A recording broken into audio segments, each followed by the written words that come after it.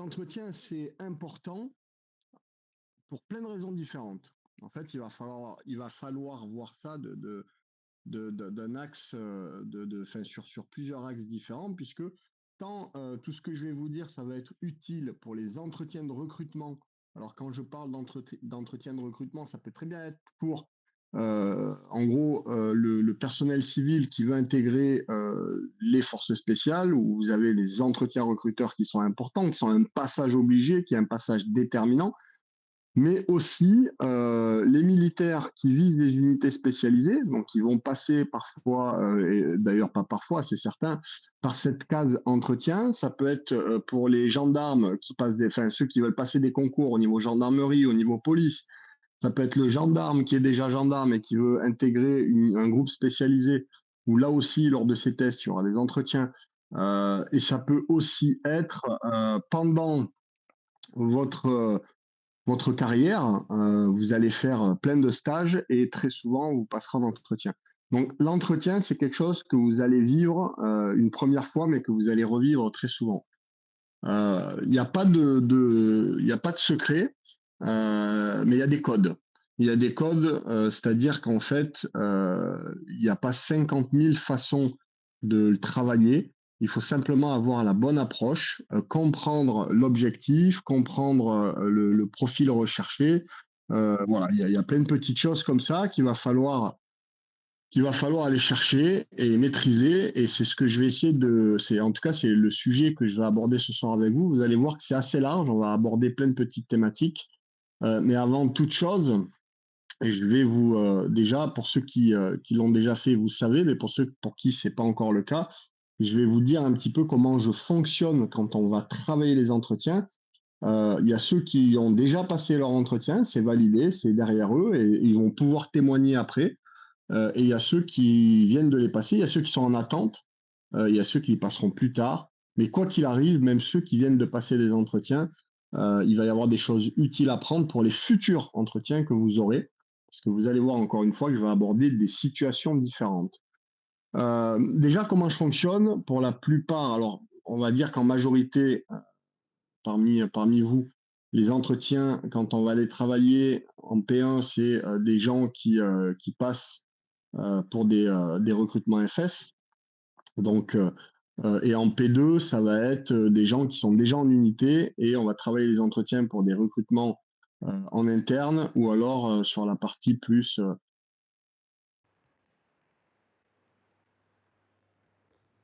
Il y a des exceptions qui sont, mais j'y reviendrai tout à l'heure, qui sont notamment en Belgique et en Suisse, où on parle pas d'entretien, on parle d'interview.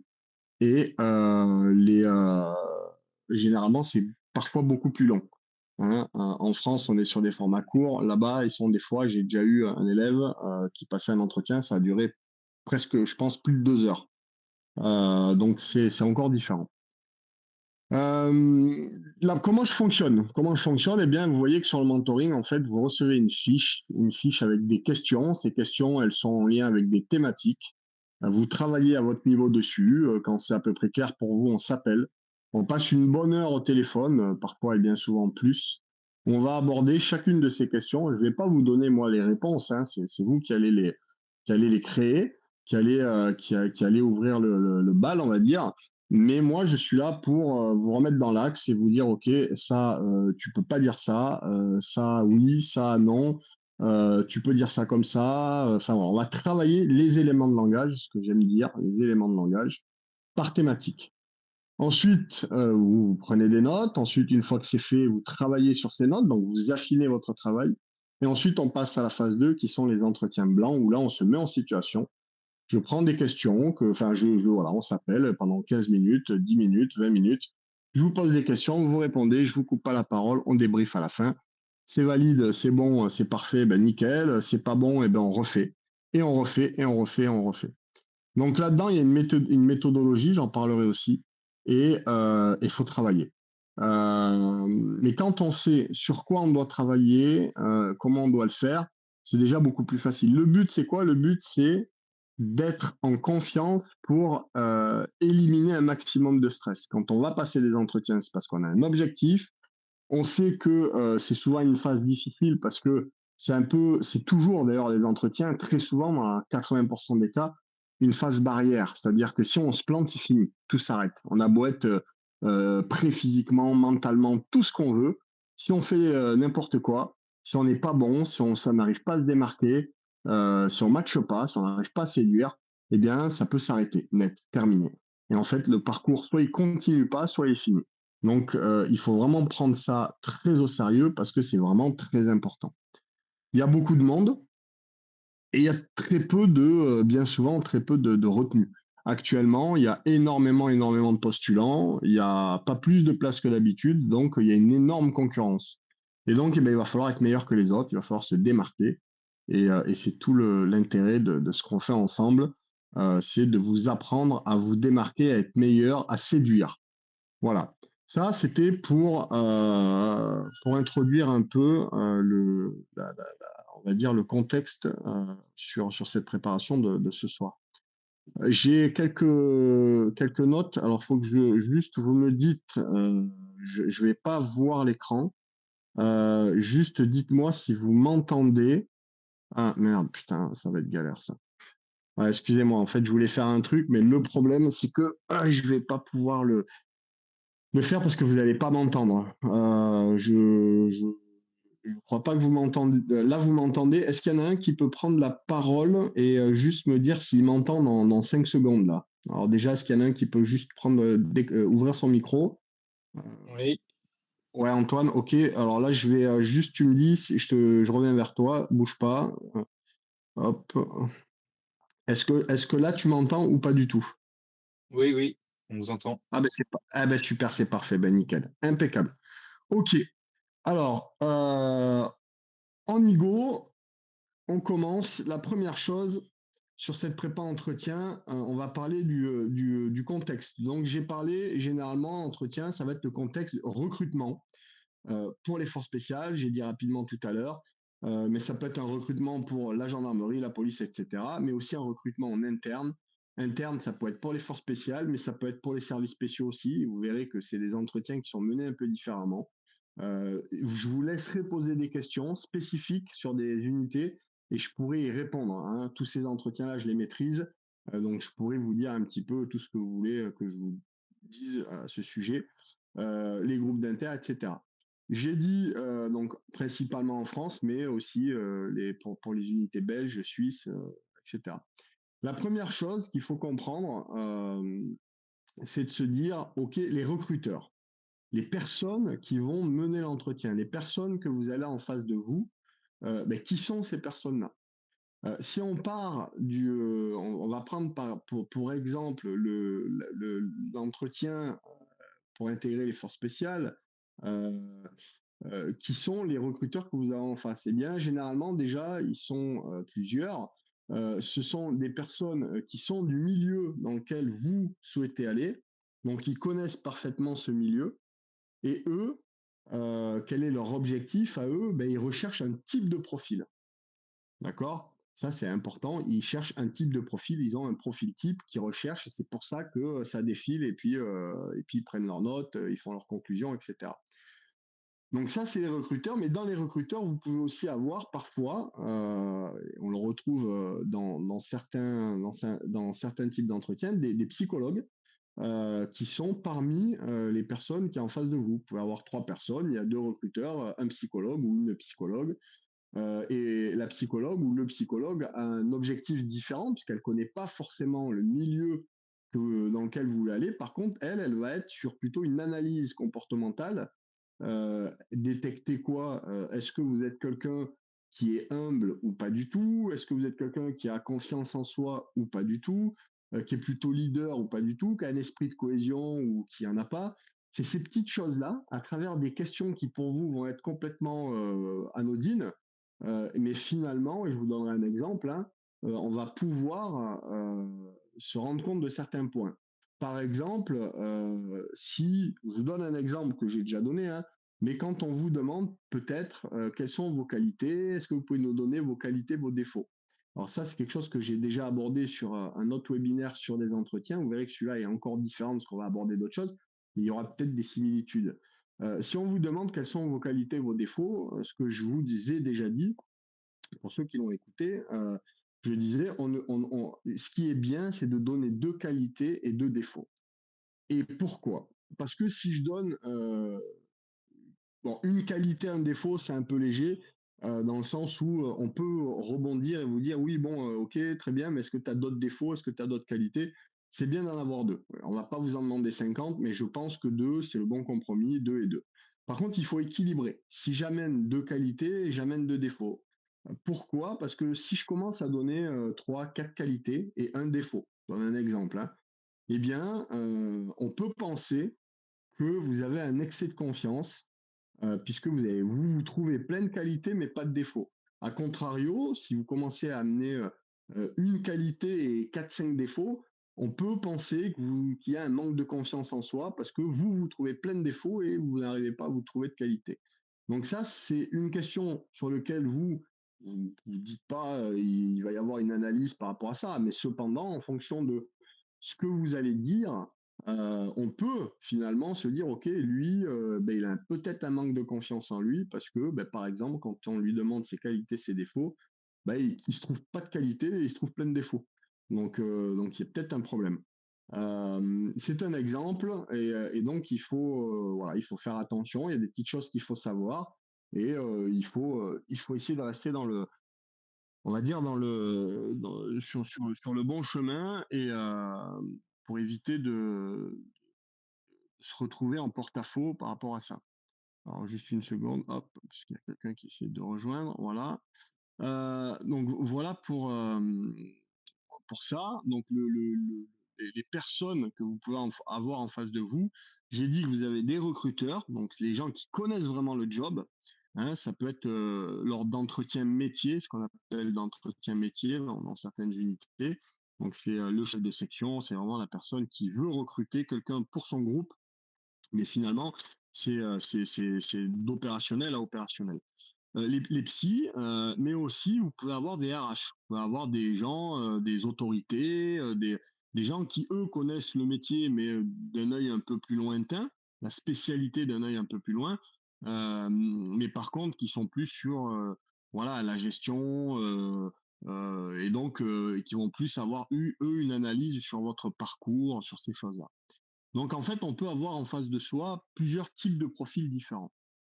Maintenant, si on revient parce que pour la plupart d'entre vous, c'est ça, à ceux qui veulent intégrer les forces spéciales en partant du civil, là, on est essentiellement sur un profil recruteur où ils sont généralement deux, qui sont, comme je l'ai dit, des gens qui sont du milieu, qui connaissent le milieu et qui recherchent un profil type. Mais quel est ce profil type? Pour intégrer les FS en étant civil. Le profil type, le profil un peu parfait, ça serait en gros quelqu'un qui a 21 ans, qui n'est pas trop jeune, qui n'a pas à peine 18 ans, qui n'a pas 26 ans, qui a 21 ans, nickel, qui a un bac plus 2, un peu plus, qui va un peu plus loin, qui se différencie, qui a un bac mais un peu plus, qui a eu d'excellents résultats au test CSO, donc en gros qui a validé un palier 12 au Luc Léger et on va dire qui est à au moins 15 tractions. Voilà, on va dire que c'est excellent, 15-20 tractions. Et après, bon, sur la chaise, on va rester toujours pareil sur les. On va dire que c'est pas ce qui est observé.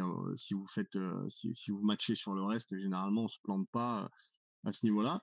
Quelqu'un qui a une bonne connaissance de l'anglais, qui a eu de bons résultats en anglais, c'est important dans ce milieu-là, ça fait la différence. Il y en a qui ont de très très bons résultats, ça passe pas inaperçu et quelqu'un qui va avoir sur le dossier une expérience personnelle plutôt riche. Quand je dis une expérience personnelle plutôt riche, c'est assez large. Ça peut être quelqu'un, je sais pas, je vous donne des exemples, mais quelqu'un qui a beaucoup voyagé à l'étranger parce que telle personne était dans un truc humanitaire, j'en sais rien, et donc a beaucoup bougé, qui a vu un peu ce que c'était que l'étranger, ou quelqu'un qui est parti pendant 3 ans. J'ai eu des profils, hein, 2 ans en Australie, etc., qui ont fait plein de métiers là-bas. Quelqu'un qui peut-être a un brevet de plongée, un brevet de parachutisme, voilà, qui a une expérience personnelle assez riche, des choses qui peuvent être intéressantes, qui peuvent être un petit plus. Voilà. Ça serait un peu le bon profil, un profil un peu recherché. Maintenant, il y en a très peu.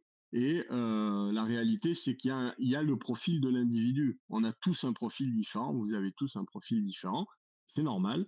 Et donc, c'est à partir de ce profil-là, hein, on a son profil, on sait un petit peu le profil parfait. Eh bien, avec son profil, eh bien, il va falloir maintenant détecter, et ça, c'est le travail qu'on fait ensemble. C'est pas ce que je vais faire ce soir avec vous, mais c'est ce qu'on fait ensemble quand on est en one-to-one, là. Détecter quels sont les points positifs que l'on a sur son profil. Des fois, vous ne les voyez pas, ces points positifs. Mais moi, je vais beaucoup échanger avec vous et je vais vous dire, OK, par rapport à ce que tu veux faire, à ton objectif, et ce que tu me dis sur ta vie perso, ton passé, etc., ça, c'est très positif. Ça, c'est positif. Ça, c'est positif. Donc, on va appuyer sur ces points positifs pour pouvoir se démarquer. Ça, c'est la première chose. Maintenant, on va détecter, et c'est important aussi, les points négatifs. Et pourquoi on va les détecter, ces points négatifs? Parce que généralement, c'est sur ces points-là que potentiellement vous êtes attendu. Hein. Faut se dire que le recruteur, lui, s'il a vu votre dossier, ou des fois rien qu'avec une présentation, il détecte le positif, il détecte le négatif.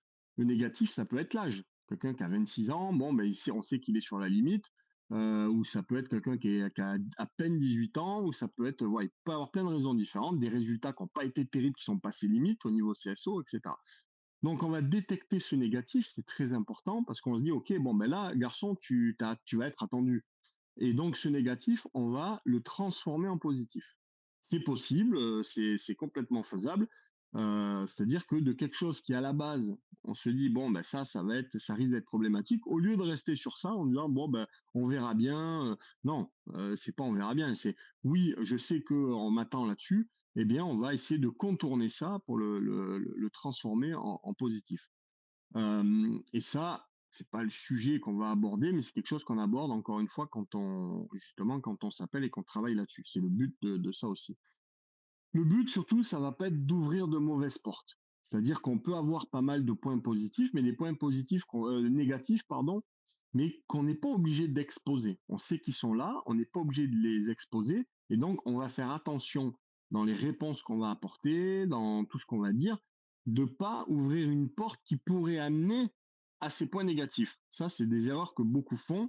C'est que voilà, il y a peut-être qu'on est je sais pas moi, je vous donne un exemple qui sera pas forcément le meilleur, mais peut-être qu'on est très nul en anglais.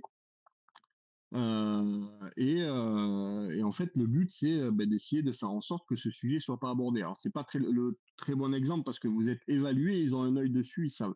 Cependant, si on inverse les choses, parce qu'on doit aussi ouvrir des bonnes portes, il faut se dire que il y a peut-être à un moment où si j'ai quelqu'un par exemple qui est bilingue, c'est un gros avantage, mais c'est difficile d'amener comme ça dans une présentation. Je suis bilingue, voilà, on veut rester humble, on vous a pas posé la question, ça peut être mal perçu, on peut te dire ouais bon, on t'a pas demandé, je t'ai pas demandé, enfin, donc on l'amène pas comme ça. Cependant, il y a des façons, on va contourner la chose de manière à ce que eux arrivent à un moment dans la conversation à comprendre que vous êtes bilingue ou à vous poser la question qu'on attend, parce qu'on se dit, tiens, mais je vais pouvoir le mettre en avant.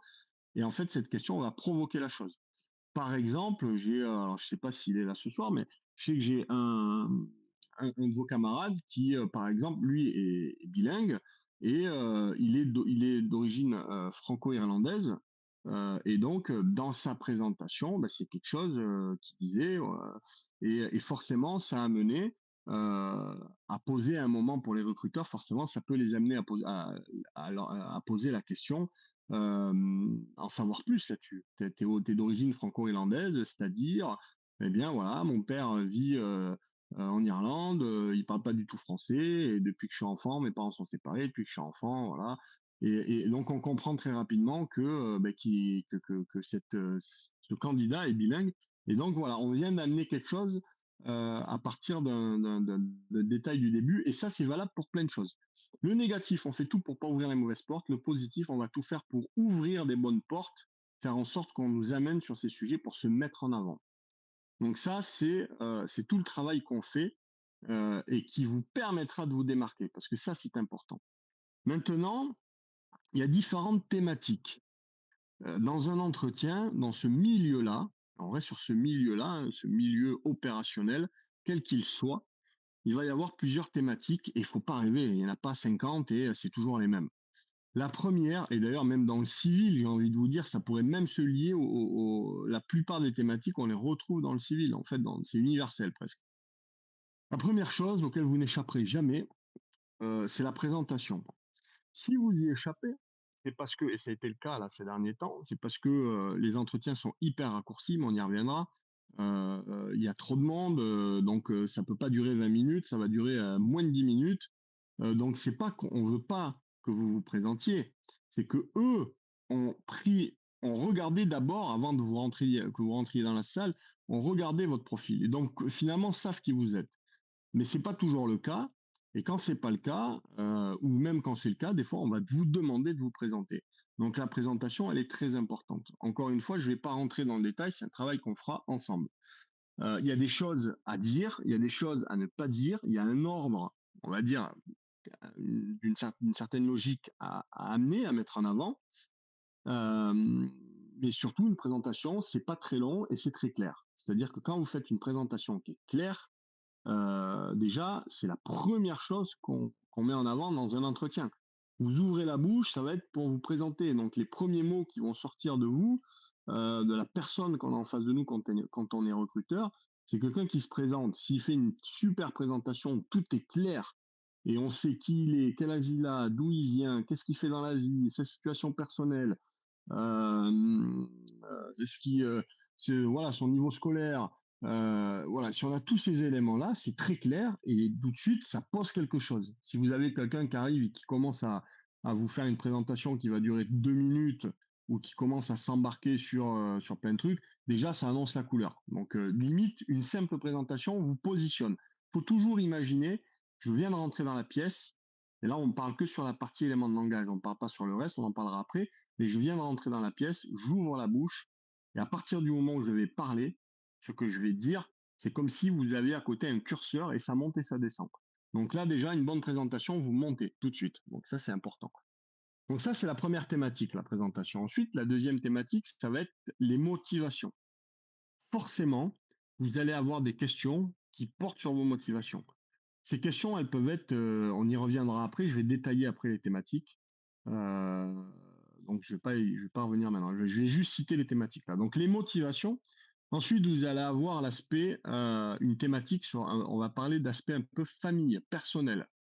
Donc en gros, la copine, les parents, bon, pareil, je détaillerai après. Ensuite, vous avez une thématique personnelle, parcours de vie, loisirs. Donc ça, c'est un échange ou des questions pour voir un petit peu, bah ouais, mais qui vous êtes en fait, qu'est-ce que vous aimez, qu'est-ce que vous faites, etc. On en parlera aussi. Ensuite, il y a une thématique, alors je ne les cite pas forcément dans l'ordre. Hein. Dans l'ordre, ça serait présentation, motivation, et à partir de là, ça peut varier. Hein. Donc là, j'ai dit famille, perso, parcours de vie, loisirs, connaissance du milieu, de l'unité, de l'environnement, évidemment. Géopolitique, il peut y avoir une thématique géopolitique, ça peut, voilà, on rentrera après dans le détail. Actualité et questions, dernière thématique, questions, ce que j'appelle un peu des questions de déstabilisation, pour vous déstabiliser. Donc ça, c'est les différentes thématiques. Donc je les répète, euh, présentation, c'est que tac tac tac, présentation, motivation, famille, perso, parcours de vie, etc. Connaissance, unité, géopolitique, actualité, question de déstabilisation. Ça, c'est les différentes thématiques. Donc, quelques exemples de formulation par thématique. Si dans la thématique présentation, on peut très bien vous poser, je vous donne des exemples, là ça peut être, ben, bonjour, vous avez 30 secondes pour vous présenter. Là on vous annonce clairement déjà, ces 30 secondes, c'est pas plus long, donc ça veut dire en gros, peut-être que juste avant vous, les mecs, ils commençaient à se présenter pendant 3 minutes, les recruteurs, ils en ont un peu plein le cul, et à un moment ils disent, bon, ben, vous avez 30 secondes, parce que là, et pour aller à l'essentiel. Ça peut être de plein on peut vous poser les questions de plein de façons différentes. Donc, on peut vous dire, vous avez 30 secondes pour vous présenter. On peut vous dire, parlez-moi de vous. On peut vous dire, présentez-vous. On peut vous dire, enfin voilà, on peut vous poser plein de questions, mais qui portent sur la thématique de la présentation. Ensuite, les motivations. Les motivations, par exemple, on peut vous dire, pourquoi vous voulez venir chez nous, pourquoi telle unité, donc l'unité pour laquelle vous postulez. On peut vous dire aussi, vous avez 2 minutes pour vous vendre. Voilà. Ça, c'est des questions de motivation. Et ça peut aller un peu plus loin, on peut élargir, hein, ça peut être, beh, tiens, pourquoi vous et pas un autre? C'est aussi pour voir vos motivations, mais on voit un peu plus que ça, mais en tout cas, c'est à la limite entre les questions motivation et porte-à-faux. Donc voilà, en fait, il faut pas trop se casser la tête. Sur la famille, alors pour rapidement, ça peut être, est-ce que vous avez une copine? Donc vous l'avez dit normalement, hein, pendant la présentation ça, je suis célibataire, je suis en couple depuis, 2 ans et cetera. Donc là, ça va être des questions en gros, voilà, vous êtes en couple, est-ce que votre compagne, elle adhère à votre projet? Ça peut être aussi, tiens, vous êtes célibataire, vous vivez chez vos parents? Ah oui, OK, depuis toujours. Ça va pas être un problème là, du jour au lendemain, de quitter le foyer familial? Vous savez que vous avez pu voir papa, maman parce que ouais, il peut y avoir plein de questions, mais ça va porter sur cet aspect-là. Perso, parcours de vie, ça peut être des questions sur, beh, tiens, c'est quoi vos loisirs et vos passions? Qu'est-ce que vous aimez faire, un peu au quotidien là? Voilà. Les connaissances unités, ben, je vais pas vous faire un dessin.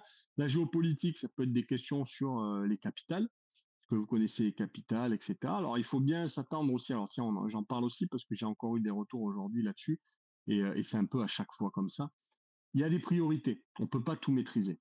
En géopolitique, si on déjà, pour moi, la base, c'est de maîtriser les capitales des pays sur lesquels, on va dire, notre pays est engagé à l'étranger ou a été engagé. Donc ça, c'est le minimum. Après, si on a du temps à tuer, ben, chercher un peu des capitales de pays dont on n'entend pas forcément trop parler et qui n'ont peut-être rien à voir avec le côté militaire. Parce que le recruteur, si vous êtes bon, à un moment, il faut qu'il trouve une question pour vous perdre. Ils savent le faire. Donc, si on vous demande la capitale de la Libye, ok, vous répondez, ok, très bien. La capitale de la Syrie, ok, très bien. Au bout d'un moment, il va dire, bon, le mec, il connaît, il est en confiance, il faut que je le mette faut que je lui fasse perdre un peu sa confiance, hein, que je le mette un peu en porte-à-faux. Et là, il vous dit, bah, c'est quoi la capitale du Sri Lanka? Voilà. D'ailleurs, je crois que je sors Sri Lanka comme ça, mais je crois que il y a quelqu'un qui pourra en témoigner ce soir s'il est là. Et je crois que ça fait partie des deux, trois noms de pays qu'on leur a demandé. Donc, les pays où forcément, là, on se retrouve un peu con. Ben, quand on sait pas, c'est pas grave. Euh, c'est pas très grave. Donc, ne soyez pas surpris, mais on peut pas tout connaître. Donc, géopo, ça peut être les capitales, mais bien évidemment, on peut vous poser des questions un peu plus ciblées.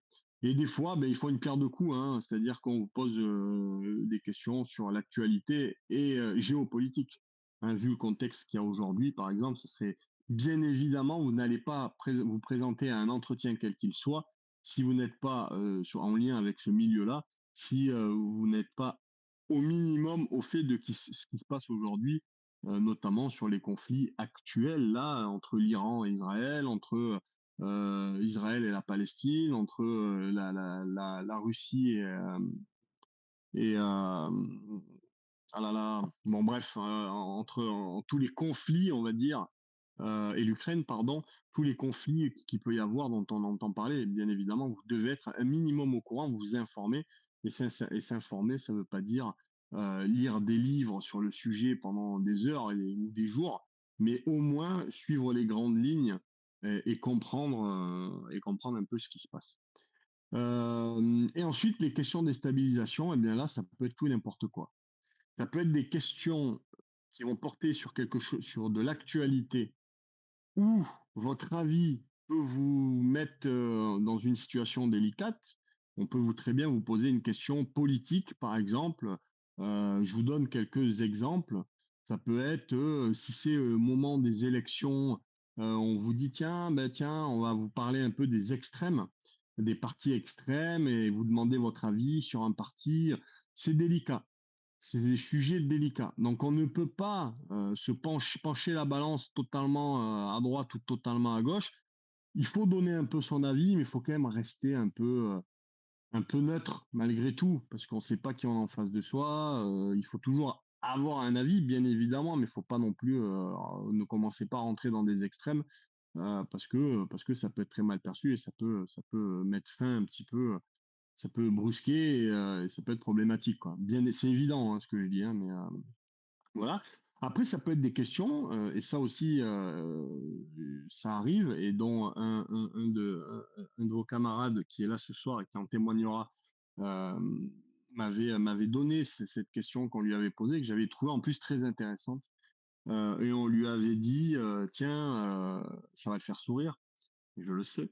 Et on lui avait dit, voilà, tiens, ben, vous êtes, alors c'était un exercice, mais quand même, on lui avait dit, voilà, tiens, ben, si je viens chez vous ce soir, vous devez me faire à dîner, pour dîner, quel repas vous allez me préparer? Faites-moi rêver.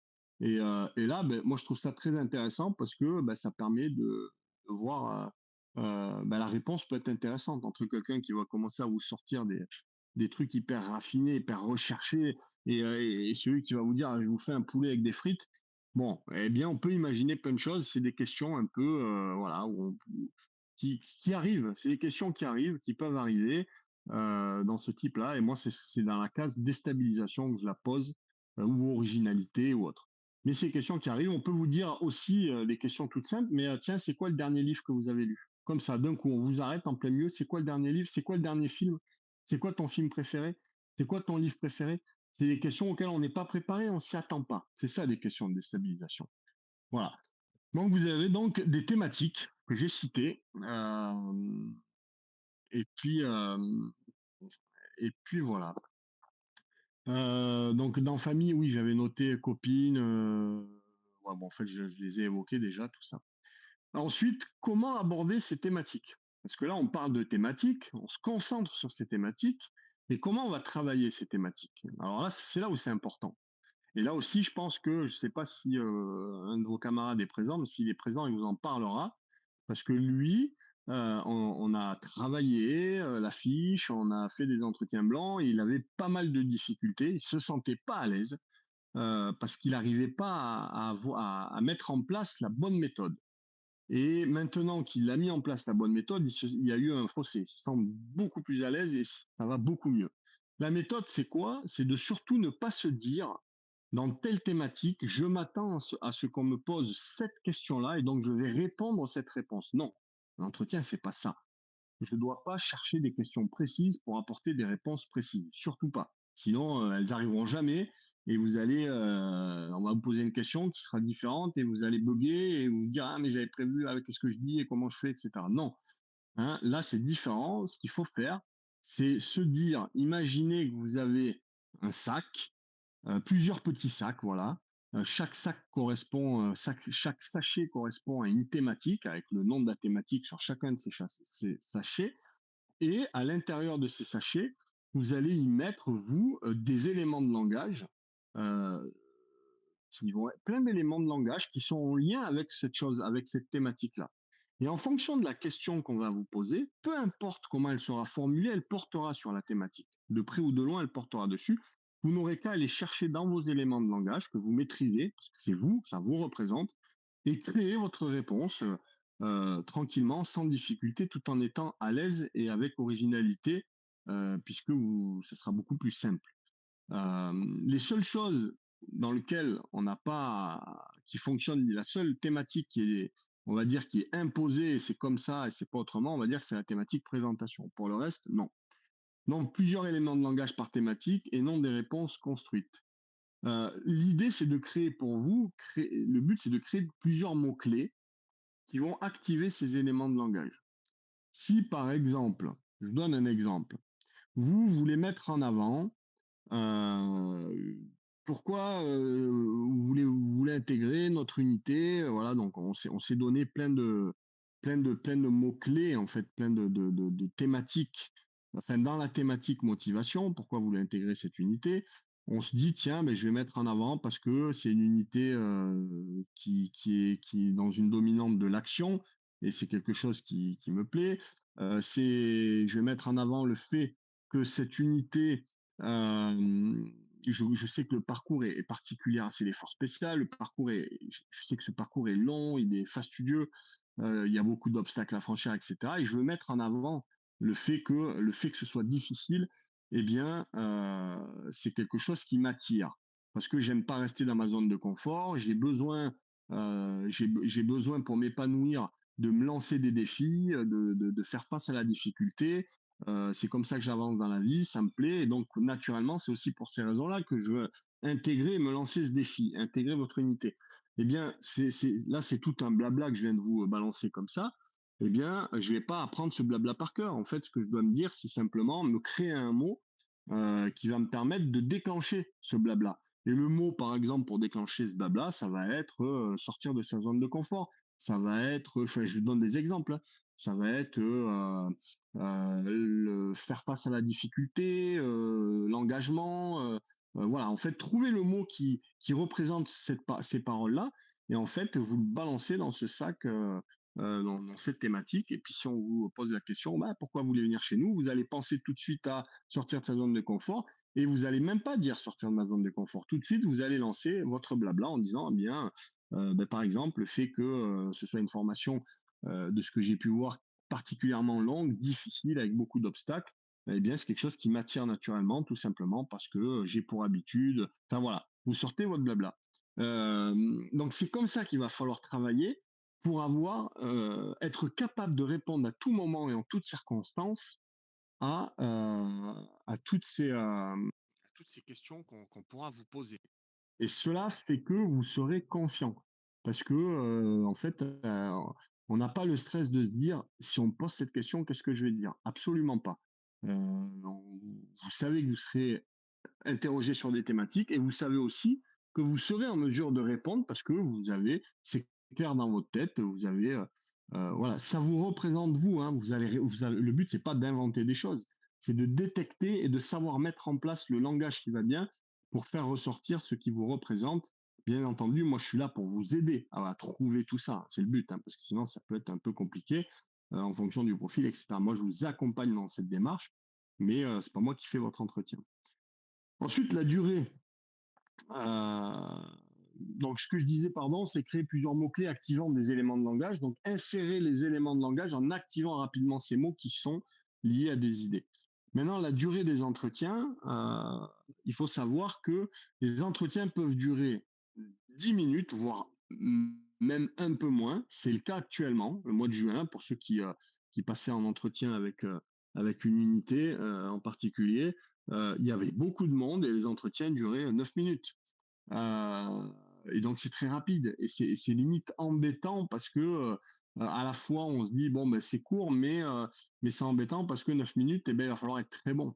Il va falloir vraiment aller chercher la finesse dans tous vos éléments de langage, répondre du tac au tac avec une finesse. Il faut percuter, il faut séduire. Quand on a 20 minutes, 25 minutes, quand c'est préparé, c'est tout bénef.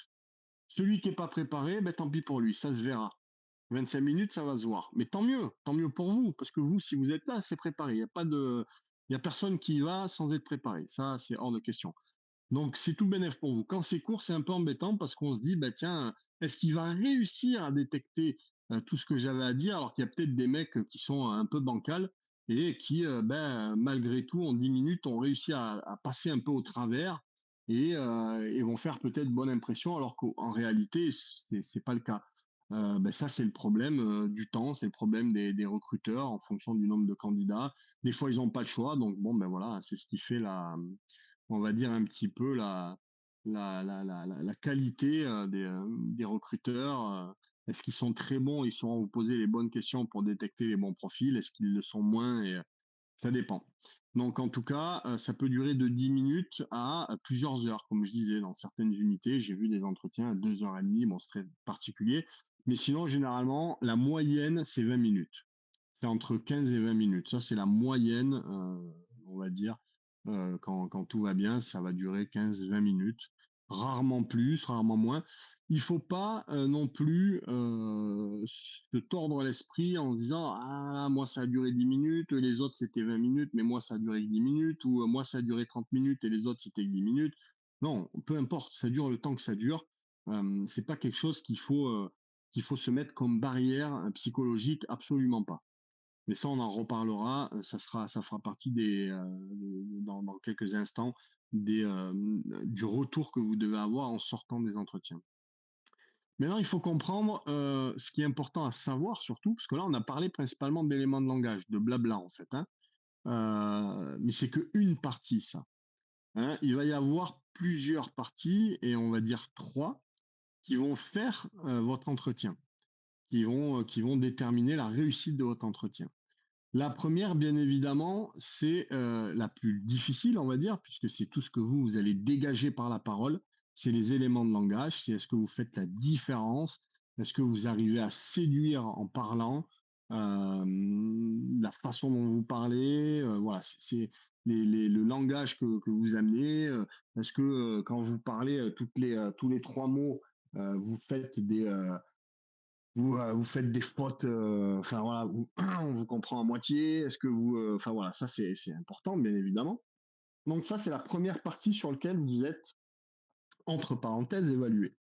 La deuxième partie, ça va être l'apparence physique. Ben, quand on a un entretien, on doit se renseigner, on doit savoir, on doit avoir, on va dire, on va dire l'imagination de se dire, OK, c'est tel type d'entretien, dans quelle tenue je dois y aller. Vous, dans votre cas, pour la plupart, les entretiens pour intégrer des unités FS, quand vous y allez en casual, casual, presque casual chic. Ça veut dire quoi? Ça veut dire que vous avez soit des baskets de ville ou des chaussures de ville, un pantalon de ville ou un jean propre, une chemise, une petite veste de costume, ou alors un polo très propre en fonction de la saison. Quand il fait 40 degrés, ben, voilà, hein. Ouais, on s'adapte, mais on est habillé très correct. On est coiffé correctement. On n'y va pas avec une coupe. Alors ça veut dire on n'a pas le crâne rasé, hein, c'est pas ce que je veux dire. Mais on est coiffé propre et on n'a pas une barbe on n'est pas rasé, une barbe de 3 jours, des trucs comme ça. On y va propre. L'apparence physique, c'est important parce qu'on va marquer des points aussi, parce que la personne qui vous reçoit, elle va vous entendre, mais elle va vous voir aussi et elle va se faire un avis. Hein, l'être humain, ben, juge inconsciemment de la personne qu'il a en face de lui. C'est comme ça qu'on fait les rencontres, les coups de foudre, tout ce que vous voulez, que ce soit avec des filles, que ce soit des coups de foudre amicaux ou n'importe quoi. Eh ben, ça commence toujours par ça. C'est un petit peu la personne que j'ai en face de moi. Est-ce qu'elle a du charisme? Est-ce qu'elle en a pas? Qu'est-ce qu'elle dégage? On dégage tous quelque chose. Donc là, eh bien, il faut rentrer dans le moule un minimum. Ensuite, il y a la tenue comportementale. Ça veut dire que vous pouvez être très bien habillé, très bien parler, mais si vous êtes affalé sur une table, euh, que quand on vous parle, vous regardez le plafond, vous regardez vos pieds, il y a un problème. Donc là aussi. Donc ça, c'est ces 3 points qui sont hyper importants parce que parfois on se concentre sur un et on oublie le reste. Alors pour beaucoup, hein, ils vont se concentrer sur l'apparence physique ou la tenue comportementale, ils vont oublier les éléments de langage, ils y vont un peu en disant on verra bien comment ça va se passer. Bon, ça c'est pour la plupart. Mais pour vous, souvent, c'est pas ça. Vous êtes, bon, vous, c'est rien de tout ça parce que vous êtes informé et vous respectez tout ça. Mais ça pourrait être, vous y allez, vous êtes bien préparé, les éléments de langage qui vont bien, vous êtes nickel, mais hop, on vous a pas parlé de la tenue, on vous a pas parlé de tout le reste, et vous faites un peu abstraction à ça, et vous allez on va dire, faire baisser le curseur à cause de ça. Ce serait complètement idiot, puisque ça, c'est cadeau, quoi. Hein. Je veux dire, il n'y a rien de compliqué. Le plus compliqué, encore une fois, c'est la première partie. Donc, faut imaginer que on est jugé, vous serez toujours jugé sur ces 3 points-là. Moi, j'ai fait passer des entretiens de recrutement, de sélection, de plein d'entretiens. J'ai déjà eu des mecs pas mal, mais j'ai une fois eu un gars qui s'est pointé, il avait des requins aux pieds, basket là. Je crois même qu'on avait eu un mec qui était en survêt. Enfin, c'est impensable pour ce type d'entretien qu'on menait, c'était impensable. Le mec était gendarme, il avait déjà plusieurs années de service, c'était pas un petit jeune, il arrive comme ça. Donc ça, c'est des choses qui sont impensables. Le mec, il peut être très bien, il peut avoir un super CV, tout ce que vous voulez, ça passera pas juste à cause de ça, parce que il n'est pas dans les codes et donc il sait déjà pas s'adapter, alors qu'on va lui demander après derrière d'être quelqu'un d'autonome, de savoir s'adapter à différents types de situations. Eh bien ça, c'est une première preuve qu'on doit faire, eh bien, elle est là. Donc ça, c'est important. Ensuite, quelles sont les différentes situations d'entretien qu'on peut retrouver? Ça, c'est important de le savoir. Et quels sont les différents types d'entretiens? Alors, il y a les entretiens que j'appellerais classiques, et c'est peut-être ce que vous avez, hein, pour la plupart, c'est-à-dire que vous êtes civil et ça va être un premier entretien qui fait partie du cursus pour après espérer intégrer une unité. Donc ça, c'est un peu l'entretien, on va dire, basique. Ensuite, vous avez des entretiens qui se font pendant les tests. Hein, ceux qui passent les tests de sélection pour intégrer les groupes d'intervention, gendarmerie, police. pendant les tests, à un moment, il y a une phase d'entretien. Ça se fait pas juste, ils viennent pas que pour passer des entretiens. Ça peut se faire ça se fait pendant des tests. Ensuite, ça peut être des entretiens qui vont se faire sur encore plus loin, c'est-à-dire vous êtes on va dire en sélection. Donc, on va dire, quand je dis en sélection, c'est que vous n'êtes pas juste venu pour faire un max pompe, traction, squat, et puis après, tranquillement, vous passez en entretien.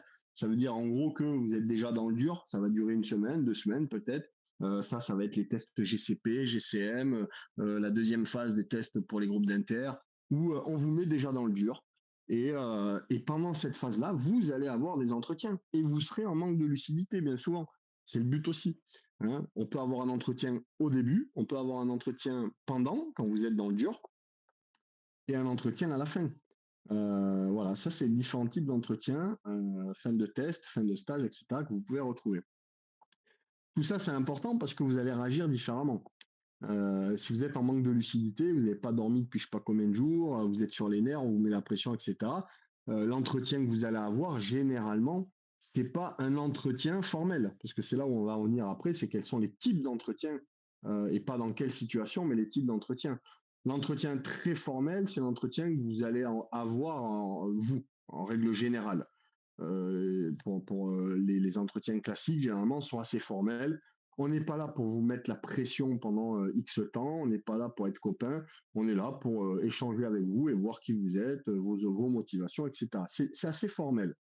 Ça ne veut pas dire que pendant l'entretien, il va y avoir des pics ou des moments très détendus, mais ça reste formel. Si vous êtes en stage, en test de sélection, vous êtes dans le dur, on vous reçoit un entretien en plein milieu et vous n'avez pas dormi, etc., ben, il faut bien s'imaginer que l'entretien, il va pas être formel, il va peut-être être un peu plus sous pression. Parce que le but, ça va peut-être être de voir quand vous êtes en manque de lucidité, est-ce que vous perdez vos moyens? Est-ce que vous avez les nerfs à fleur de peau? Est-ce que quand on vous pose une question et on vous met un peu dans le dur, est-ce qu'à un moment, vous n'en voyez pas tout balader ou voilà. Ça, c'est hyper important et intéressant. Donc, il faut savoir aussi se dire, OK, bon, ben là, le stage, il se passe comme ça, j'en suis là, je vais être reçu en entretien ce soir, on est reçu en entretien. Ne pensez pas que vous allez être sur un entretien, on va vous filer un café et on va discuter à la cool. Il est fort probable que ce soit un entretien où on vous mette un peu la pression et donc soyez-en conscients. Donc ça va être plutôt les entretiens sous pression permanente. Ensuite, vous allez avoir aussi, à contrario, des entretiens détendus. Et là aussi, attention, j'en avais déjà parlé, quand on est dans un entretien détendu, il ne faut pas tomber dans le piège. Un entretien détendu, il peut avoir pour but aussi de vous mettre très à l'aise pour voir jusqu'où vous allez vous mettre à l'aise. Si vous commencez à, parce qu'on vous paye un café, on discute très cool avec vous, si vous commencez à tutoyer la moitié des mecs qui sont en face de vous, vous étaler sur le canapé, vous allez sortir de là, et moi je l'ai vu ça, hein, c'est pour ça que je vous en parle. Vous allez sortir de là, vous allez dire, ouais, c'était trop bien, les mecs sont trop cool. Ouais, vous êtes content, hein, mais eux, croyez-moi, ils ont été très cool avec vous, mais ils mettent une croix rouge dessus. Ils vont se dire, lui, il est là, il passe des tests. On a échangé avec lui, on a été très cool. Il a pris la confiance. Il oublie qu'il passe des tests. Il est plus dans son rôle de, je dois quand même, voilà, il a pris trop la confiance. Et donc, ça veut dire quoi? Potentiellement, quelqu'un comme ça, demain, vous l'avez dans le groupe, au bout de 2 semaines, il va vous dire ce que vous devez faire. Il va vous dire, ouais, non, mais attendez, les gars, moi, j'étais là, j'ai fait ça, c'est comme ça qu'il faut faire. Non.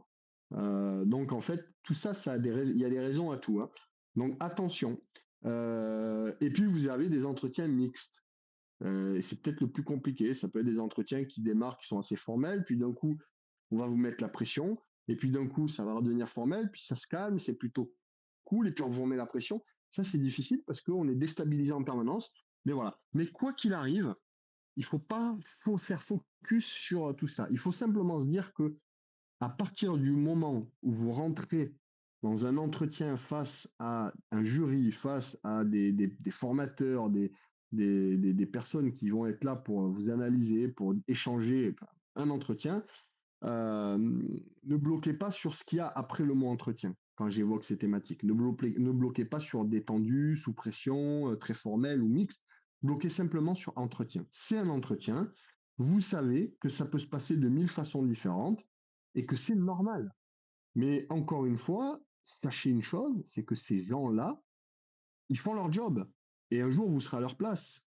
Donc, quand vous serez à leur place, eh bien, des fois, vous serez sur un format plutôt où vous mettez dans le dur ou quoi. Donc, à partir du moment où vous avez compris ça, quand vous rentrez en entretien, il n'y a plus rien qui peut vous atteindre.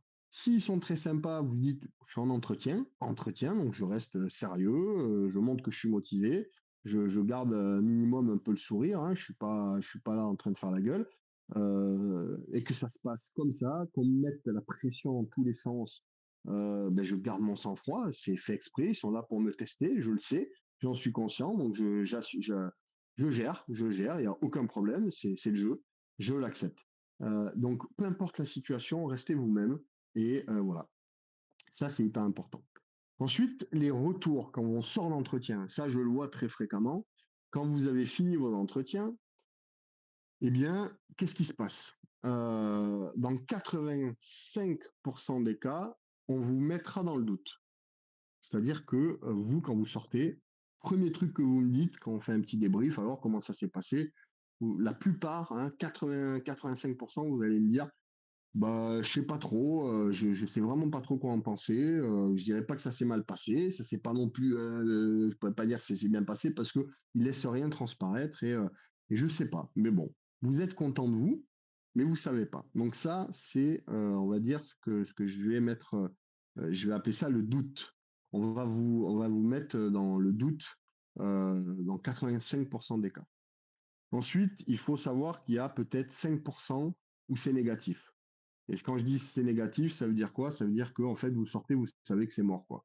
Parce que peut-être on vous a clairement dit, c'est très rare, hein, mais ça arrive dans 5% des cas, je dirais, où on vous dit, bon, ben en fait, voilà, là, t'es trop vieux, hein, tu pourras pas venir chez nous. Bon, peut-être qu'il y a eu une erreur si t'es là aujourd'hui, ou voilà, mais en tout cas, on te le dit, on va pas te, c'est mort. Donc, dans 5% des cas et dans 10% des cas, ça peut être positif, mais il faut toujours prendre des pincettes. Le prendre avec des pincettes. C'est-à-dire que il se peut que on vous dise bon ben écoute ben là c'est en septembre donc ben, tu te prépares, tu arrives en forme, on te revoit bientôt, donc voilà tu te blesses pas et voilà sans vous dire que t'es pris.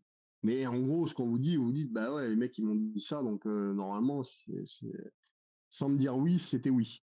Faut toujours prendre des pincettes pour ces situations-là parce que voilà, en fait, ça peut arriver en fin de cycle d'entretien, c'est-à-dire si c'est des entretiens qui sont réalisés pendant un mois, si vous faites partie des derniers à passer en entretien, eh bien, ils peuvent peut-être se permettre de vous faire ressentir ça parce qu'ils savent qu'il reste des places et que vous matchez, vous êtes au-dessus du lot par rapport à tout ce qu'ils ont eu avant. Donc pour eux, ils savent que c'est bon.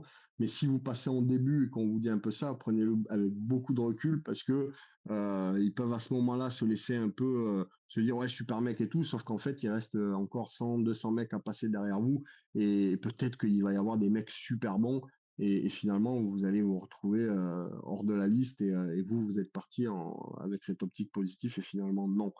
Je l'ai déjà vécu une fois, c'est pour ça que je vous le dis. Donc soyez voilà, on se pose pas de questions, hein. On reste dans ces 95%, on sort du 5% de négatif là, et tant qu'on vous dit rien, eh ben, il se passe rien. De toute façon, une fois que vous avez fait votre truc, le plus important, c'est quoi? C'est que quand vous y allez, vous donnez tout ce que vous avez à donner. Vous devez, on en parlera après, mais voilà, il faut soyez vous-même, soyez confiant. Et puis faites-vous plaisir parce que vous êtes là, parce que déjà soyez content d'être arrivé jusque-là. Et donc faites-vous plaisir et ne lâchez rien.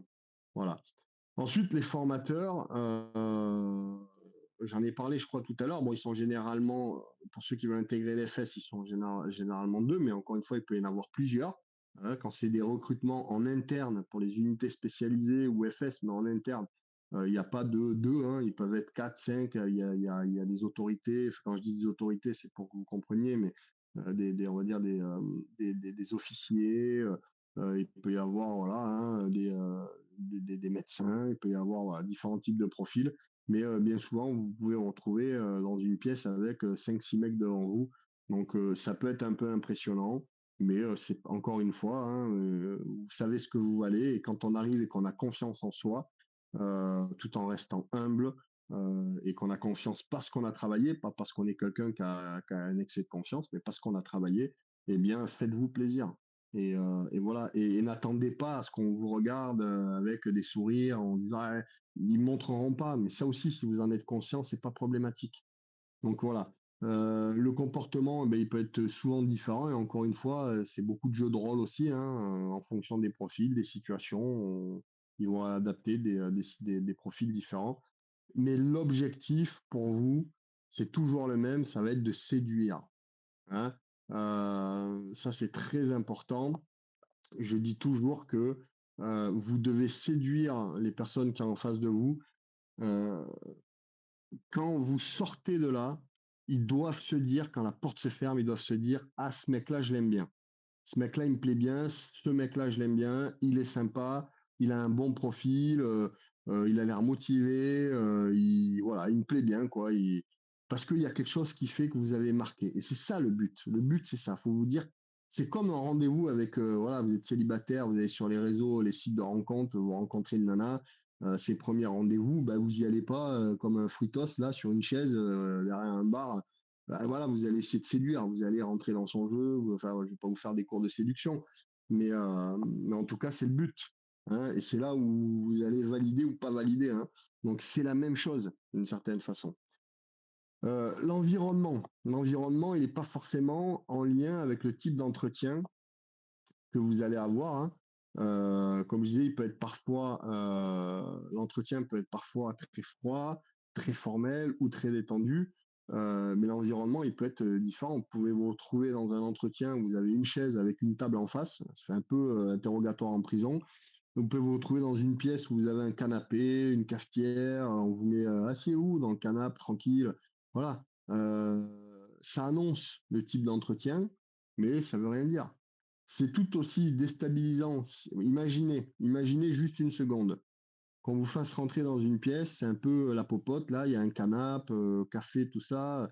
Et installez-vous, mettez-vous un café, oui, on vous donne un café, c'est très sympa. Et en fait, l'entretien, les mecs, ils vous coupent en deux. C'est hyper déstabilisant. Vous étiez dans une ambiance plutôt hyper détendue, et en fait, on vous a mis dans le dur. C'est beaucoup plus dur que de se retrouver dans un environnement dur où on nous met dans le dur. Hein. Bon, voilà, ça c'est encore une fois, on fait abstraction à tout ça.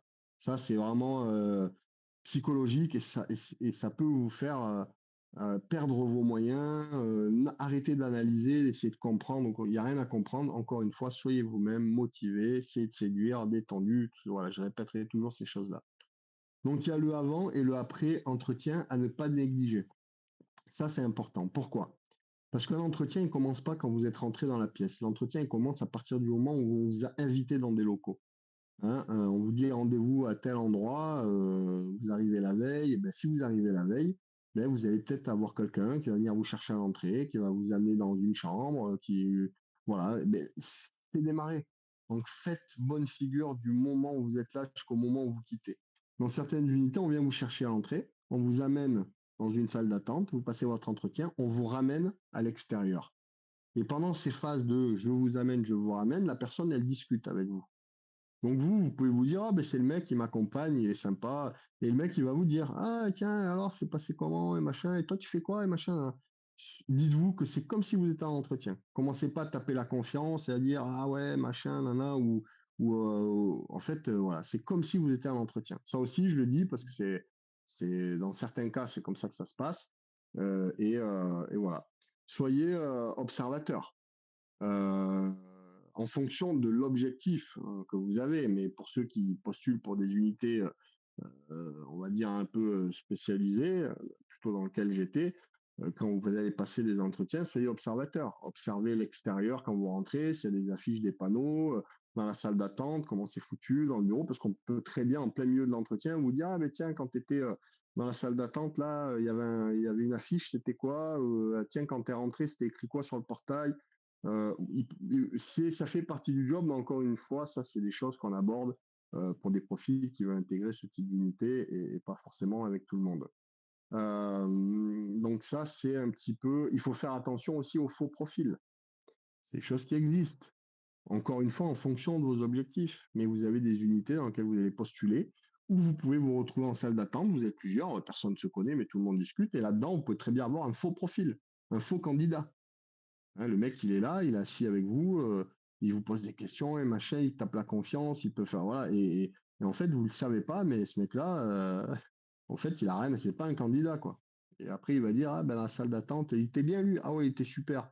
Et toi, t'en as pensé quoi? Ben moi, j'étais dans la salle d'attente avec lui, et je peux te dire que c'est pas du tout ce qu'il vous a montré en entretien. Soyez méfiant tout le temps avec tout le monde. Pas parano, mais méfiant. Alors ça va pour, bien évidemment, les recrutements spécialisés. Quand vous allez passer pour intégrer les FS, vous inquiétez pas, vous n'allez pas avoir de faux profils ou des trucs comme ça. Il va falloir donc, malgré toute la confiance qu'on va avoir, hein, c'est le but, hein, il va falloir essayer d'apprendre à gérer son stress aussi. Donc la gestion du stress, c'est un peu ça, c'est un peu le avant, hein, avant l'entretien. Sur du long terme, eh bien, on cherche à travailler des exercices de respiration qu'on va faire régulièrement pour apprendre, parce qu'il y a des gens qui sont naturellement stressés dès qu'ils sont dans des conditions inhabituelles. Eh bien, la respiration, l'exercice de respiration qu'on fait régulièrement, bien évidemment, hein, c'est pas le truc, tiens, j'ai vu ça, ça m'aide à gérer le stress, très bien, bon, ben, je le ferai le jour J. Ben, ça marchera jamais. Hein, il faut conditionner votre corps, il faut l'habituer, donc c'est des routines à mettre en place sur la respiration et surtout la confiance en soi par le travail. Hein, c'est pour ça qu'on fait ce travail-là. C'est pour ça que je fais des webinaires là-dessus. C'est pour vous mettre en confiance. Parce que c'est, je pense, le plus important. Et ça se fait en travaillant. C'est pas juste, ok, ce que je n'ai pas dit, c'est que une fois que on a travaillé ces éléments de langage, quand on s'est appelé pendant plus d'une heure, etc., entre cette phase-là et la phase des entretiens blancs, et même pendant la phase des entretiens blancs, je vous demande systématiquement de faire du drill mental le plus souvent possible, de revivre ces entretiens dans votre tête avant de dormir, voilà, quand vous voulez, en marchant, en conduisant, etc. Mais il faut driller, il faut driller, il faut habituer, voilà, il faut travailler, quoi. Hein, donc ça passe par le drill et la visualisation dans ce cas-là. Donc, comme je vous disais tout à l'heure, un peu en conclusion, hein, parce qu'on arrive un peu sur la fin de ce que je voulais vous dire par rapport à tout ça, hein, vivez-le comme un rendez-vous Tinder, hein, pour séduire les recruteurs. Alors, ne le prenez pas au pied de la lettre, ce que je dis là, commencez pas à brancher le recruteur, on s'est compris, mais il faut se démarquer de la masse, il faut marquer les esprits de façon positive. Ça, c'est important. Voilà. Euh, voilà un petit peu ce que je voulais dire par rapport à cette thématique sur les entretiens. Je pense que ce webinaire plus celui que j'avais déjà fait sur les entretiens, les deux seront assez complémentaires. Encore une fois, c'est pas ces webinaires-là qui vous permettront de faire le taf. Ça va vous guider. Le taf, il se fera ensemble, en individuel, parce que là, moi, j'ai besoin de vous avoir individuellement quand on travaille les entretiens. Et c'est pour ça qu'on passe beaucoup de temps sur ces parties-là pour avoir le détail, vos vies en fait. Hein. Je connais vos vies, je sais qui vous êtes. Voilà, on va échanger, échanger, échanger, parce que c'est là où on va aller chercher les portes à ouvrir, les portes à pas ouvrir, comment on peut amener les choses, etc., pour que vous soyez vraiment euh, à l'aise, en confiance et très bon. Mais en tout cas, c'est déjà des choses qu'il faut connaître et qui vous serviront tout le temps. Hein. Si vous arrivez à comprendre un peu tout ce que j'ai dit, à vous faire un cheminement dans votre tête, plus tard, ça va beaucoup vous aider. Voilà, pour cette partie-là, moi, je vais m'arrêter là. Maintenant, je sais que parmi vous, il y en a qui ont passé des entretiens dans des unités différentes. Il y a peut-être du FS, il y a peut-être du militaire qui a passé des entretiens déjà, il y a du gendarme, il y a différents profils ce soir. J'en suis quasiment certain de ce que je vois. Je vous invite à prendre la parole et à dire ce que vous voulez, hein, raconter un petit peu peut-être comment se sont passés vos entretiens. Vous dites ce que vous avez envie de dire, ça a duré tant de temps, les thématiques, oui, en effet, il y avait ça, ou il y a peut-être des trucs hors sujet, ou voilà, comment un peu par rapport à tout ce que rebondir un peu sur tout ce qu'on s'est dit là. Comme ça permettra de faire des comparatifs, et puis ça vient de vous, c'est important. Et puis après, si vous avez des questions, eh bien, je vous laisserai poser les questions. C'est à vous. Qui veut prendre la parole? J'espère que j'ai pas endormi tout le monde. Ah, je savais, Antoine, je t'avais sous les yeux là, je savais que tu allais lever la main. Eh bien, vas-y, Antoine. Alors j'arrive, j'arrive. Vas-y, vas-y. On t'entend bien. Hein.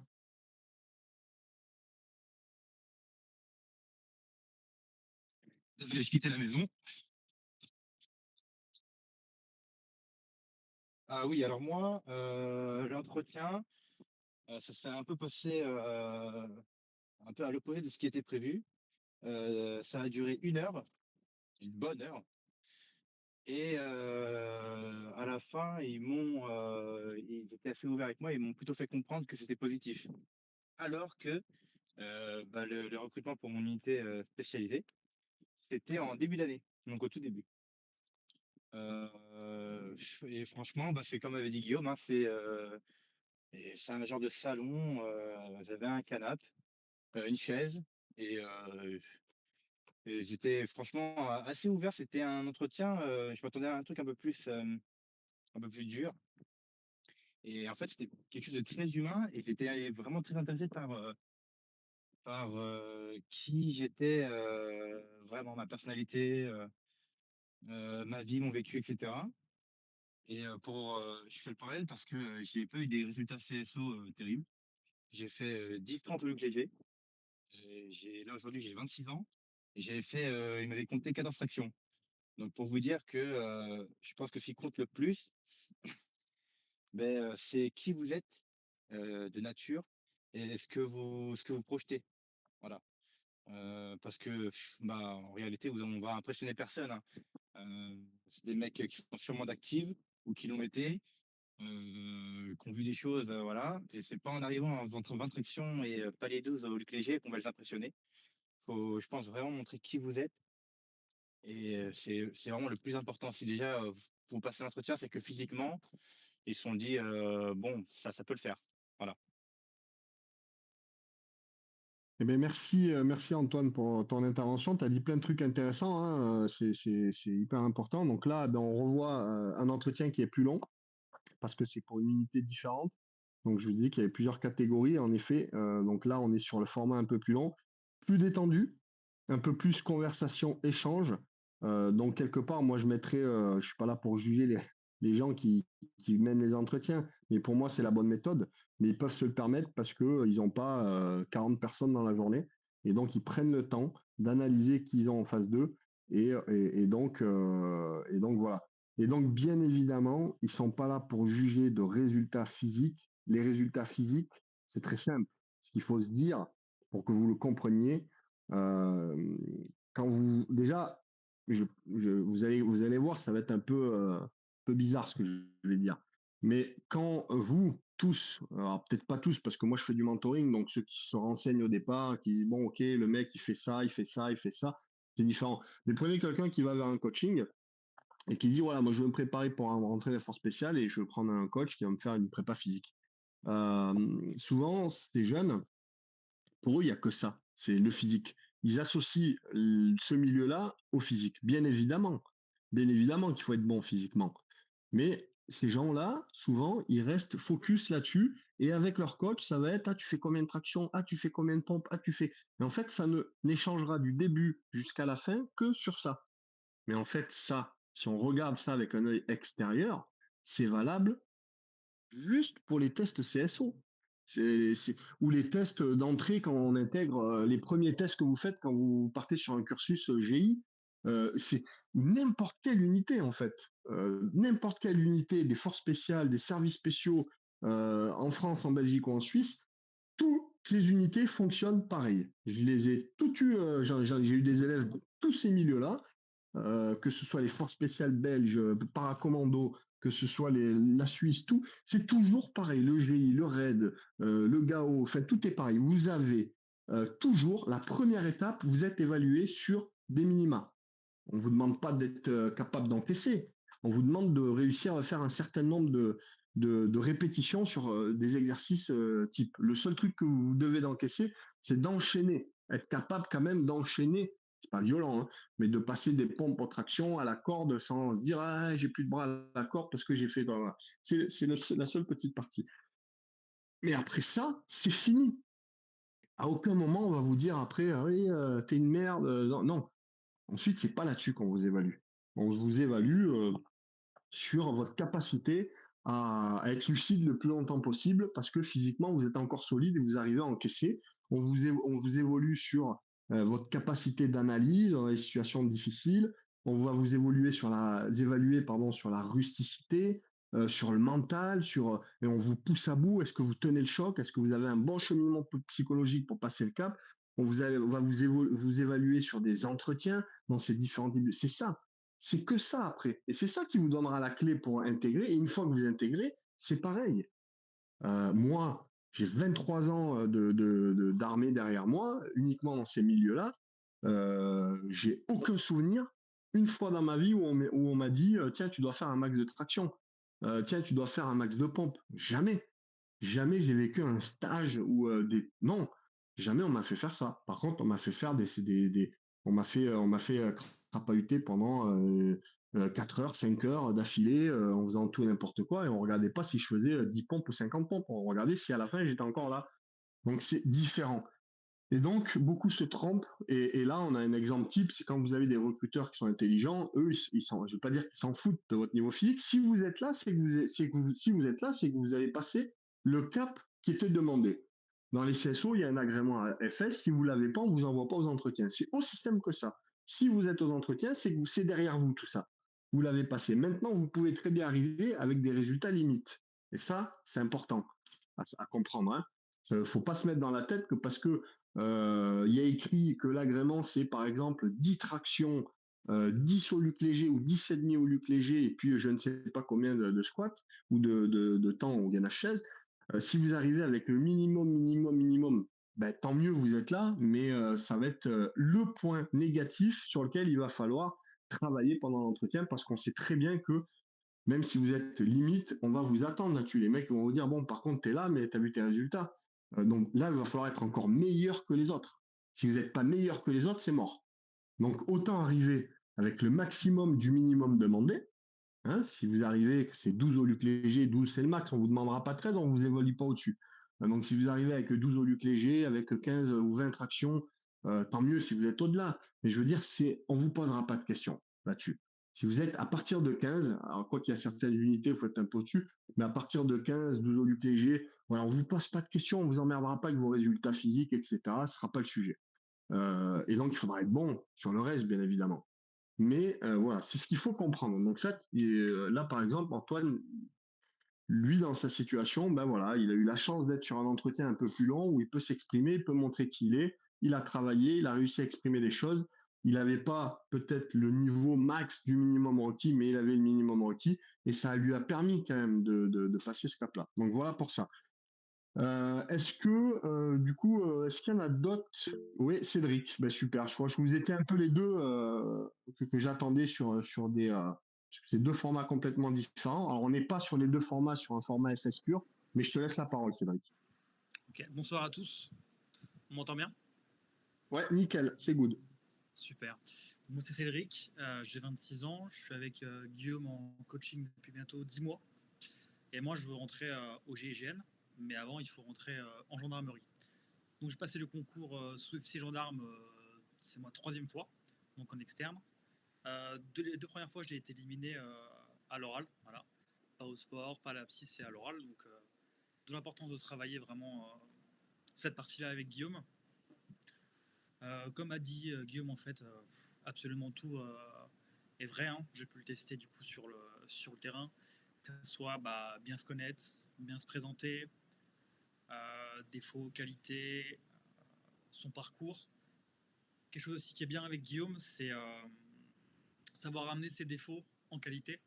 Ma part, par exemple, moi je suis un ancien militaire de l'armée de l'air, voilà, j'ai fait 7 ans. Je me suis reconverti dans la musique en tant que DJ, et du coup, ça, c'est un passage assez compliqué et problématique à expliquer aux gars en face. Et donc, on a réussi à tirer justement de ce point faible un point fort. Donc, vraiment bien travailler là-dessus, pas se faire piéger, essayer un peu de se faire dans la tête tous les comment je pourrais dire, tout ce qui pourrait se passer en fait, les questions un peu bizarres, les questions un peu pour nous baiser, voilà, donc faire de la mentalisation et puis voilà quoi. Comme disait Guillaume aussi, c'est sûrement qu'elle tombe à la question sur qu'est-ce que elles vont me faire appuyer ce soir. Donc une question un peu qui m'a un peu stabilisé. Donc pour le coup, essayer en amont, je sais pas, de réfléchir à un plat même que vous prenez sur internet avec un bon vin qui va avec. Je vais pas ajouter un peu de folklorique sur les épices ou quoi que ce soit. Voilà. Ça, aussi le livre, lu récemment, et le film, quelque chose de pas trop politisé, parce que ça peut vite faire un hic. Et puis voilà un petit peu pour mon parcours.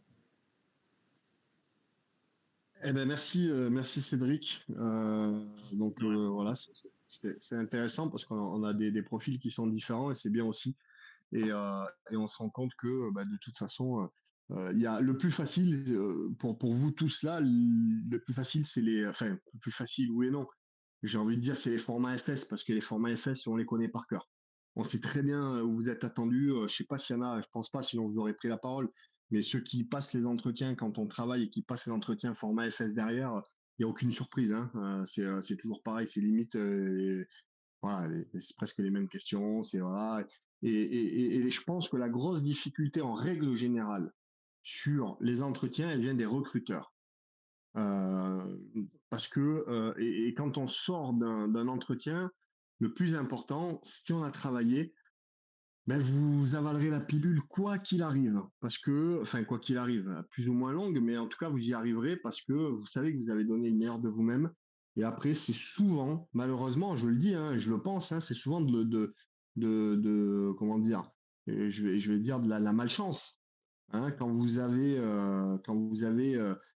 40 mecs qui passent ou 30 mecs qui passent dans la journée et que les mecs prennent 5 minutes pour vous recevoir en entretien, et ben comment voulez-vous qu'on arrive à différencier un mec solide d'un mec bancal? Il y a forcément des mecs qui passent au travers. Et c'est injuste, mais c'est comme ça. Quand vous passez les concours gendarmerie, c'est peut-être les seuls formats gendarmerie, police, et Cédric, tu l'as vécu. C'est peut-être les seuls formats où vous n'allez pas forcément, comme j'ai dit tout à l'heure, avoir des personnes du milieu qui ont l'habitude et qui maîtrisent ça. On peut très bien, c'est des concours nationaux, ils peuvent très bien dire, bon ben tiens, à gendarmerie ou tel truc, tiens, mais là il m'en faut deux pour faire passer des entretiens, mais toi et toi tu fais quoi demain? Mais tiens, tu vas faire passer des entretiens. Il suffit que vous tombez, ouais, enfin, ouais. Et là ça change un peu la donne aussi, quoi. Hein. Donc il y a des fois des situations un peu que j'appellerais peut-être non conformes, mais en soi c'est conforme parce que ben, ça existe et c'est assez fréquent quand même. Mais on va dire que c'est plutôt rare, c'est des choses qui peuvent arriver. Donc en tout cas, moi ce que je vous souhaite, c'est de passer des entretiens qui seront assez longs pour pouvoir vous mettre en avant. Et dites-vous bien une chose, plus c'est long, mieux c'est pour vous. Plus vous pourrez vous mettre en avant et vous faire valoir. Ça, c'est hyper important. Et puis voilà. Alors, il y a une chose que j'avais pas dit qui est importante. Je te donne la parole tout de suite après, Antoine. Hein. Il y a une chose que j'avais pas dit et qui est très importante, c'est que quand vous allez passer vos entretiens, on peut vous couper la parole. Ça, je l'avais dit sur l'autre webinaire. On peut vous couper la parole. Donc, dans votre travail, quand vous faites votre drill, quand vous faites vos idées, hein, que je disais, votre thématique, vous mettez toutes vos idées qui tournent autour de cette thématique, tout ce que vous avez envie de dire, vous le mettez, priorisez ces choses-là. Il y a des choses plus importantes que d'autres. Donc, faites ce classement. Si on va un peu plus loin, il faut faire ce classement. Donc, qu'est-ce que je vais dire si je dois parler de mes motivations? Eh bien, entre telle chose et telle chose, il y a une chose qui forcément sera peut-être un peu plus importante. Mais il faut créer un ordre aussi. Parce que si on vous coupe la parole à longueur pendant tout l'entretien et que vous avez toujours amené ce que vous avez estimé comme prioritaire à chaque fois qu'on vous a parlé d'une thématique, vous n'aurez pas de regrets. Et vous pouvez avoir des regrets si vous vous dites, OK, j'ai parlé de ça et ils m'ont coupé la parole et j'ai pas pu parler de ça et de ça. Et pourtant, c'était important, c'était plus important même. Et si ça se passe comme ça, imaginez sur 5 thématiques, en fait, vous ressortez de là, vous allez dire j'ai répondu, mais j'ai répondu le moins important, alors que le plus important, je l'ai là, je le connais, je le maîtrise, je sais le dire, mais j'ai pas pu le dire, ils m'ont coupé la parole. Là, vous vous mangez les doigts. Euh, c'est ce qui arrive, c'est ce qui fait la différence aussi entre j'ai travaillé un peu, beaucoup ou moyen. Voilà. Antoine, je vous laisse la parole. Alors, d'abord Antoine, après Cédric. Vas-y Antoine. Ah ouais, je voulais juste rebondir sur un truc. Comme on dit, la séduction, séduire, ça commence, moi je pense, hein, après ça, voilà, ça commence dès le CIRFA, avec votre conseiller CIRFA. Euh,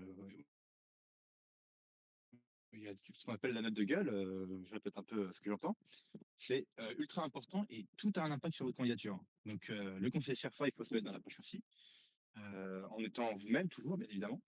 Et aussi au test COSO, vous avez normalement un entretien, c'est tout comme. C'est faites comme si vous étiez déjà devant la porte pour passer au premier par exemple. Voilà, faut avoir cette mentalité partout et avec tout le monde. Donc le 1er jour, que vous avez avec votre conseiller surface, c'est pareil. Ouais, bah écoute, ça c'est très très intéressant ce que tu dis parce que c'est pas quelque chose dont j'ai parlé et c'est peut-être quelque chose dont je parlerai. Après, encore une fois, l'inconnu là-dedans, c'est quoi? C'est, bah, comme tu dis, hein, le conseiller SIRFA. Il y a des mecs qui sont très bien, et puis il y en a qui sont peut-être un peu moins bien, qui vous comprennent moins. Là, j'ai eu un cas, par exemple, avec quelqu'un qui voulait intégrer une unité spécialisée, enfin, qui va passer ses entretiens, mais son conseiller SIRFA lui posait des questions. Il lui disait, ah ouais, mais alors c'est comment, c'est où, machin. Et là, c'est quand même le monde à l'envers. J'ai eu ce retour cet après-midi. C'est quand même le monde à l'envers. Après, je trouve que le mec est très bien et honnête. Le mec, il c'est pas, voilà, le mec est honnête. Il a dit, ah ben en fait, non, mais tu vois, je savais même pas, je connaissais pas vraiment. Et donc, en gros, c'est le jeune qui lui a fait connaître, et qui lui a dit, ben ouais, moi je voudrais aller là, ça existe, voilà comment ça se passe. C'est pas son rôle normalement, hein, donc je suis pas là pour dire le mec qu'il fait pas bien son travail ou pas, mais en tout cas ça existe. Et donc ben voilà. Après, c'est clair il faut être bien naturellement, évidemment, il faut essayer d'être au mieux possible parce que ben, vous avez un dossier. Et encore une fois, quand vous avez des entretiens, j'y reviens, c'est très bien que tu aies abordé ce sujet.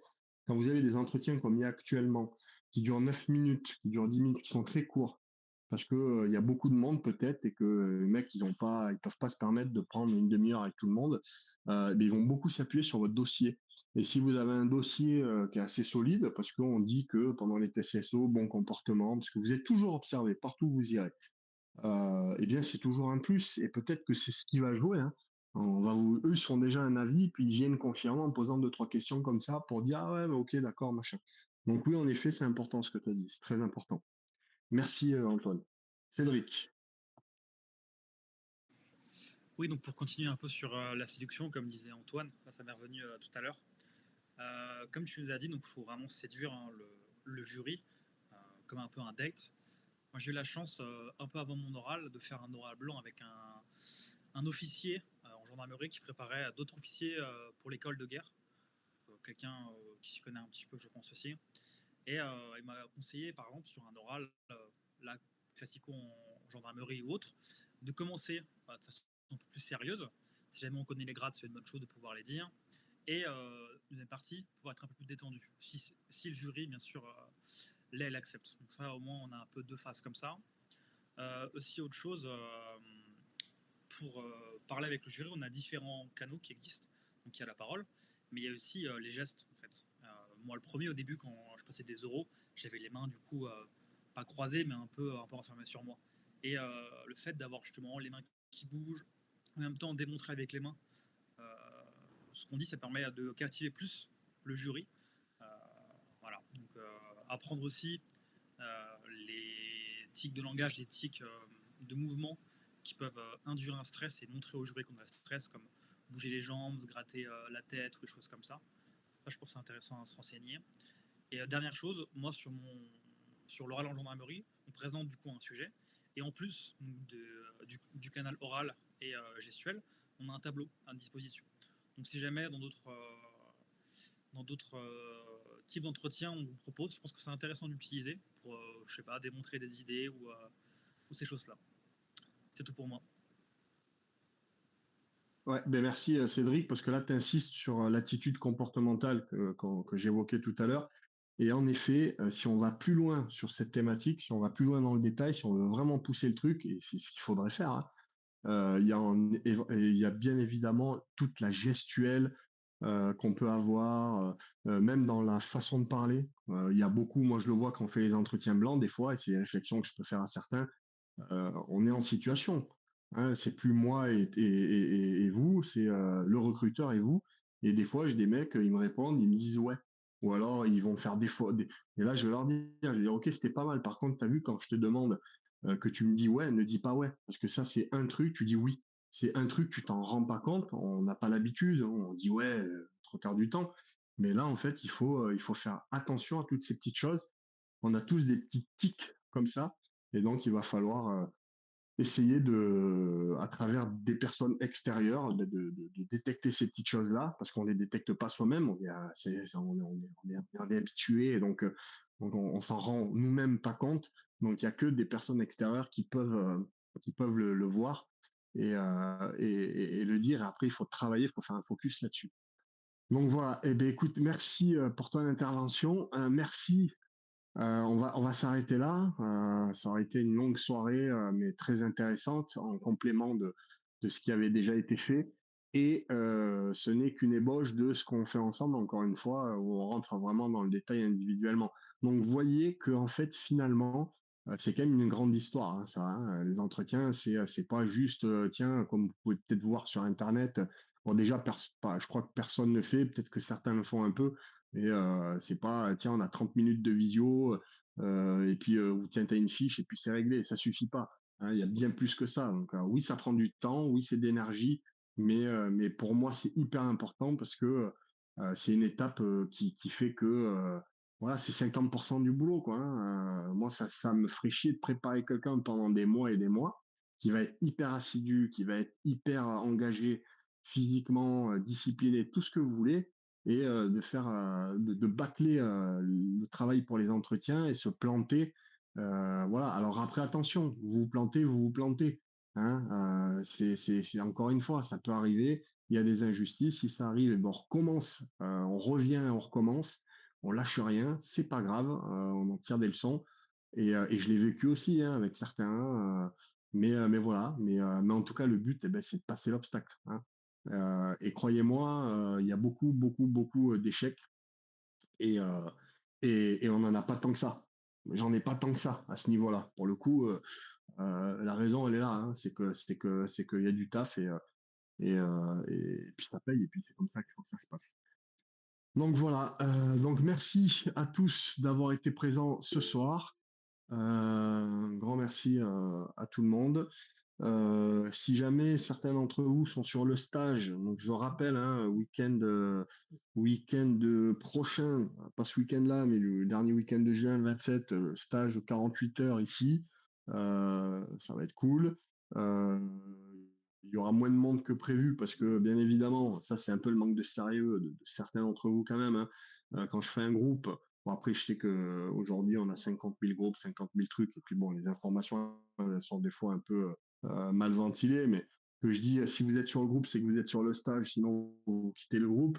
Bon, j'avais 23 mecs ou 24 mecs sur le groupe, et puis quand je dis, OK, vous arrivez à quelle heure, quel jour, il y en a la moitié qui n'avaient pas compris et qui sont pas sur le truc. Mais c'est pas grave, on sera, je pense, entre 10 et 15 maxi, je pense 12 à peu près, 10-12. Donc c'est le même format que l'année dernière, c'est parfait, c'est pas plus mal, parce que s'il y a trop de monde, après c'est toujours un peu moins intéressant par rapport à la manip qu'il y a. Donc c'est pile poil ce qu'il faut. Mais, euh, mais donc voilà, en tout cas, s'il y en a qui veulent se joindre à ce stage-là, normalement vous êtes tous au courant, hein, vous avez eu les infos minimum. Donc s'il y en a qui ne l'étaient pas et qui veulent venir, ben, vous me le dites. Et puis il n'y aura pas de problème. Voilà, ça c'était juste la parenthèse. Sur ce, messieurs, je vous souhaite une bonne soirée. Merci d'avoir encore été présents ce soir. Ça montre la discipline et l'engagement que vous avez. Et puis croyez-moi, c'est ce qui fait que vous réussirez. Encore une fois, hein, je le dis parce que vous êtes là, vous l'entendez. Donc voilà, c'est mérité. Allez, je vous souhaite une bonne soirée. S'il y a quoi que ce soit, vous venez vers moi en privé. Et puis, comme d'hab, je vous réponds dès que je peux. Et puis voilà. Allez, la bise. Et puis, peut-être, je ne sais pas, peut-être que ce webinaire aura été enregistré par je sais pas comment on va dire, hein, mais mon binôme qui m'enregistre les webinaires. En tout cas, si c'est pas fait, c'est pas grave. Et si c'est fait, ben encore un grand merci parce qu'il y en a beaucoup qui sont contents. Voilà. Allez, bonne soirée à tous. La bise. Ciao, ciao.